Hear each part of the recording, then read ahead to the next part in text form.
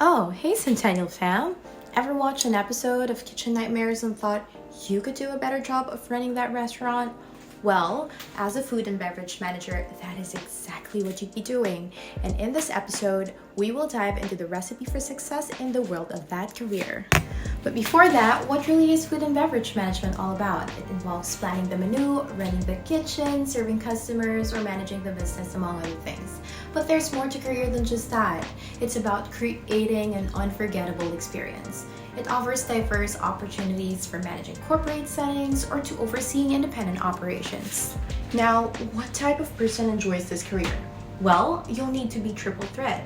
First, you'll need good communication skills. Second, culinary skills to help start up the food. And of course, third, an understanding of the culinary arts and business skills. And that is exactly where we come in.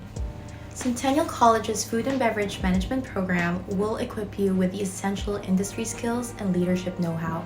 You will gain hands-on experience at our Progress campus and real institutions like the local restaurant and event center. On top of that, your degree comes with 14-week industry immersion experience coupled with industry certifications that will enhance your employability in the restaurant industry. To learn more about the recipe for your next career, tap this post in our link in bio.